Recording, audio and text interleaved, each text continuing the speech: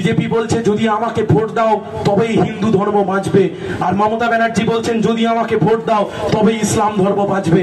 আপনাদেরকে ভাববার জন্য অনুরোধ করছি, যুগের পর যুগ ধরে যে হিন্দু ধর্ম চলে আসলো, যুগের পর যুগ ধরে যে হিন্দু ধর্ম চলে আসলো, এই তেমাথার বুকে মাথা উঁচু করে যে দুর্গাপুজো যুগের পর যুগ ধরে ছোটবেলা থেকে দেখে আসলাম, আজকে বিজেপি বলছে 1980 সালে জন্মানো একটা দল, তারা বলছে তাদেরকে ভোট দিলে তবে নাকি হিন্দু ধর্ম বাঁচবে। অন্যদিকে মমতা ব্যানার্জি 1998 সালে যে দলটা জন্মালো, যুগের পর যুগ ধরে যে ইসলাম ধর্ম চলে আসছে, আজকে 1998 সালে জন্মানো একটা দল, তারা আজকে বোঝানোর চেষ্টা করছে যে তাদেরকে ভোট দিলে তবেই নাকি ইসলাম ধর্ম বাঁচবে। আরে দিদি, আপনি পার্থ চ্যাটার্জিকে জেলে যাওয়া থেকে বাঁচাতে পারলেন না, আপনি অনুব্রতকে জেলে যাওয়া থেকে বাঁচাতে পারলেন না, নিজের ভাইপোকে বাঁচানোর জন্য বিজেপি দিল্লির নেতাদের পা ধরে বসে আছেন, আপনি বলছেন আপনি ধর্ম বাঁচাবেন।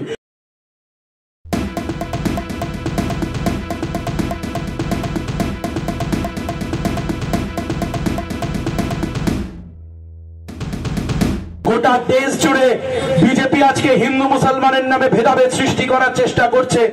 আমাদের রাজ্যের বুকে হঠাৎ করে মমতা ব্যানার্জি পঞ্চম দফার নির্বাচন অব্দি যখন বুঝে গেল তৃণমূল আর বিজেপি ব্যাকফুটে চলে যাচ্ছে, বামফ্রন্ট আর কংগ্রেসের জোট জিতছে, হঠাৎ করে রামকৃষ্ণ মিশন চলে আসলো, হঠাৎ করে সাধু সন্ত মহারাজরা মমতা ব্যানার্জির বক্তৃতায় চলে আসলো, হঠাৎ করে রামকৃষ্ণ মিশন বক্তৃতার মাঝে উঠে আসলো। আরে দিদি, আপনি রামকৃষ্ণ মিশন নিয়ে বলতে পারেন, দিদি আপনি সাধু সন্ত মহারাজ নিয়ে বলতে পারেন, চ্যালেঞ্জ রইল আপনি আরএসএস নিয়ে একবার বলে দেখান, আমি জানি আপনার হাওয়া ফুস হয়ে যাবে। আপনি রামকৃষ্ণ মিশন নিয়ে বলতে পারবেন, আপনি আরএসএস নিয়ে বলতে পারবেন না, কারণ আরএসএস এর দয়ায় দাক্ষিণ্যে আপনি পশ্চিম বাংলায় সরকার চালান। তাই জন্য আগামী দুদিন যে সময় রয়েছে মানুষের কাছে যেতে হবে, মানুষকে গিয়ে বলতে হবে বিকল্প রাজনীতির কথা। কি বলতে চাইছি আমরা? দাঙ্গার আগুন এই স্টেশন কালিকাপুর, এই হাড়িপুকুর, এই চাটবেড়িয়া, ছোটবেলা থেকে এই অঞ্চলে একসাথে বড় হয়েছি। ওই আলতাপ দা ওখানে ঘুরে বেড়াচ্ছে, ওই লোকের নাম আলতাপ আমি বড় হয়ে জেনেছি। আমি তো ছোটবেলা থেকে চঞ্চলদা জেনে জেনে বড় হলাম, তারপর বড় হয়ে শিখলাম হিন্দু মুসলিম ঈদ কালী পুজো দুর্গা পুজো এসব শুনলাম। আজকের দিনে দাঁড়িয়ে বিজেপির রাজনীতি কোথায় গিয়ে দাঁড়াচ্ছে, কোথায় ধর্মের রাজনীতি গিয়ে পৌঁছচ্ছে? কি বলছে তৃণমূল কংগ্রেস, কি বলছে বিজেপি? বিজেপি বলছে যদি আমাকে ভোট দাও তবেই হিন্দু ধর্ম বাঁচবে, আর মমতা ব্যানার্জি বলছেন যদি আমাকে ভোট দাও তবেই ইসলাম ধর্ম বাঁচবে। আপনাদেরকে ভাববার জন্য অনুরোধ করছি, যুগের পর যুগ ধরে যে হিন্দু ধর্ম চলে আসলো, যুগের পর যুগ ধরে যে হিন্দু ধর্ম চলে আসলো, এই তেমাথার বুকে মাথা উঁচু করে যে দুর্গাপুজো যুগের পর যুগ ধরে ছোটবেলা থেকে দেখে আসলাম, আজকে বিজেপি বলছে 1980 সালে জন্মানো একটা দল, তারা বলছে তাদেরকে ভোট দিলে তবে নাকি হিন্দু ধর্ম বাঁচবে। শীতলা মন্দিরের পুজো হচ্ছে, হয় কালী পুজো হয়, লক্ষ্মী কালী পুজো হয়, ছোটবেলা থেকে মা কাকিমাদেরকে নীল ষষ্ঠী করতে দেখলাম, ছোটবেলা থেকে এলাকায় এত পুজো উৎসব দেখলাম। আজকে 1980 সালে একটা জন্মানো দল, তারা বলছে যে ধর্ম যুগের পর যুগ ধরে চলে এলো, তারা আজকে বলছে তাদেরকে ভোট দিলে তবেই নাকি হিন্দু ধর্ম বাঁচবে। অন্যদিকে মমতা ব্যানার্জি 1998 সালে যে দলটা জন্মালো, যুগের পর যুগ ধরে যে ইসলাম ধর্ম চলে আসছে, আজকে 1998 সালে জন্মানো একটা দল, তারা আজকে বোঝানোর চেষ্টা করছে যে তাদেরকে ভোট দিলে তবেই নাকি ইসলাম ধর্ম বাঁচবে। আরে দিদি, আপনি পার্থ চ্যাটার্জিকে জেলে যাওয়া থেকে বাঁচাতে পারলেন না, আপনি অনুব্রতকে জেলে যাওয়া থেকে বাঁচাতে পারলেন না, নিজের ভাইপোকে বাঁচানোর জন্য বিজেপি দিল্লির নেতাদের পা ধরে বসে আছেন, আপনি বলছেন আপনি ধর্ম বাঁচাবেন। বিজেপি নিজের সরকার বাঁচাতে পারবে না 4 তারিখের পর, ওরা বলছে ধর্ম বাঁচাবে। এরা কেউ ধর্ম বাঁচাবে না, এরা ধর্মের ব্যবসায়ী, এদেরকে দূর করতে হবে রাজনীতির ময়দান থেকে। ধর্ম ব্যবসা রাজনীতিকে এরা আজকে মিলিয়ে মিশিয়ে একাকার করে দিচ্ছে। তাই জন্য আমাদের রাজনীতির মূল ইস্যু রুটি রুজি কর্মসংস্থান, 100 দিনের কাজ, লেখাপড়া, শিল্প সংস্থান, এই সব কিছুকে তৈরি করতে হবে, এই সব কিছুকে বাঁচাতে হবে। আর তা যদি বাঁচাতে হয় তাহলে আমাদের একটাই কাজ। কি কাজ? 1 তারিখ 4 নম্বর বোতাম টিপতে হবে। 4 তারিখ বিকেল 4টে তেমাথাতে লাল আবির খেলা হবে।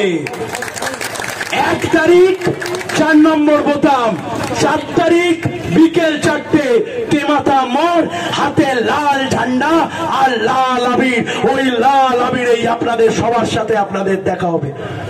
আমি আপনাদেরকে যে কথা বলবো, তমলুকেও লাল আবির উঠবে, দমদমেও লাল আবির উঠবে, শ্রীরামপুরে উঠবে, মুর্শিদাবাদে উঠবে, ভাইপোর বুক কাঁপিয়ে প্রতিকুড়ো লাল আবির ওড়াবে। কেন বলছি হিম্মতের সাথে এই কথা? কারণ মানুষের মনে বিজেপি তৃণমূল নিয়ে যে আশা জেগেছিল, যারা ভেবেছিল যে হ্যাঁ বিজেপি নামক দলটাকে ভোট দিলে এরা হয়তো মানুষের জন্য কিছু একটা করবে, এদেরকে যদি একটু ভোট টোট দিই তাহলে তৃণমূলকে একটু টাইট দেবে, এদেরকে যদি একটু ভোট টোট দিই তাহলে কোনোভাবে এরা মানুষকে একটু ভালোভাবে বাঁচবার জায়গা করে দেবে। আজকে মানুষের ভুল ভাঙছে, আর ভাঙছে বলেই আজকে গোটা বাংলা জুড়ে বামপন্থীরা পুনরায় নিজেদের নবজাগরণের ইতিহাস লিখছে, প্রমাণ করে দিচ্ছে। একটু দুর্বল হয়ে গেলে, বাড়িতে যদি ফাটল ধরে, অন্যের বাড়িতে গিয়ে থাকতে নেই, নিজের বাড়িটাকে সারাতে হয়। যারা একটা সময় মনে করেছিল লাল ঝান্ডা শেষ হয়ে গেছে, সিপিআইএম শেষ হয়ে গেছে, আপনি শেষ হবে মনে করে নিজেদের বাপ পাল্টে দিয়েছিলেন। আমরা আমাদের বাপ পাল্টে দিইনি, আমাদের মাথায় কাস্তে হাতুড়ি তারাটাই ছিল, ওটাই আছে আর ওটাই থাকবে। আর 4 তারিখ গোটা রাজ্য জুড়ে ওটাই চলবে। আমার সাথে স্লোগান দিন, ইনকলাব জিন্দাবাদ, ইনকলাব জিন্দাবাদ। ও পিছনে কি হয়েছে? ওরা পুরো সেতিয়ে গেছে কেন? ইনকলাব জিন্দাবাদ, ইনকলাব জিন্দাবাদ। এই যাদবপুর বলছে, যাদবপুর বলছে, আমি বলবো যাদবপুর বলছে, আপনারা বলবেন সৃজন জিতছে। যাদবপুর বলছে, সোনারপুর বলছে, বারাইপুর বলছে, কালিকাপুর বলছে, রায়পুর বলছে, প্রতাপনগর বলছে, এমনকি বিরোধীরাও বলছে, বিরোধীরাও বলছে, চুপি চুপি বিরোধীরাও বলছে ইনকলাব জিন্দাবাদ, ইনকলাব জিন্দাবাদ। ধন্যবাদ, লাল সালাম, শুভেচ্ছা সবাইকে। ভালো করে ভোট করান, নির্বিঘ্নে ভোট করান, মাথা তুলে দাঁড়িয়ে ভোট করান। 1 তারিখ বুথ রক্ষা করুন। কোনো অসুবিধা কিছু হলে আমাদেরকে জানান, আমরা এই লড়াইতে আছি, ছিলাম, থাকবো। সবাইকে লাল সালাম, শুভেচ্ছা, অভিনন্দন, ধন্যবাদ। আপনারা দেখছেন আওয়াজ, রোজকারের হক কথা। ফর মোর আপডেটস অ্যাবাউট আওয়াজ, please subscribe our YouTube channel.